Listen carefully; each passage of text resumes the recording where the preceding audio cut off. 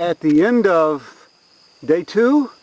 We're in the crow's nest, bird's nest, whatever it is, and we're all up here having a cold beer. Any thoughts, Henry, on the end of the day?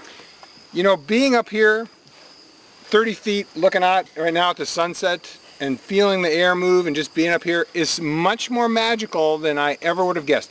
And I was just telling them that today we've had multiple visitors, and everyone that came up got this grin on their face and this kind of awe look, this like, oh, you know, like, wow, who could have guessed how cool it was? I mean,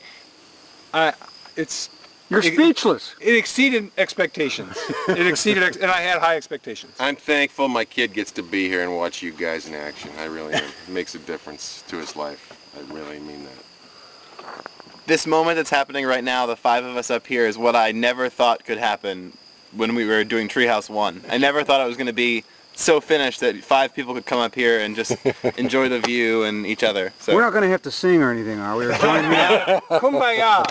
That's Treehouse 5 I or thought 6. Chaz was going to say, ironically, you guys make no difference in the world. And the man without whom none of this could have happened. Well, it is so cool.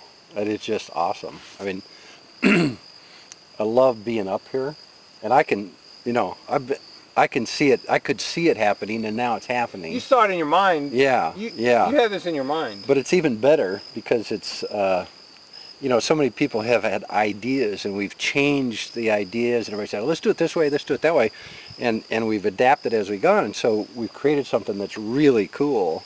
And the thing that's great about it too is we have a lot of fun doing it. So.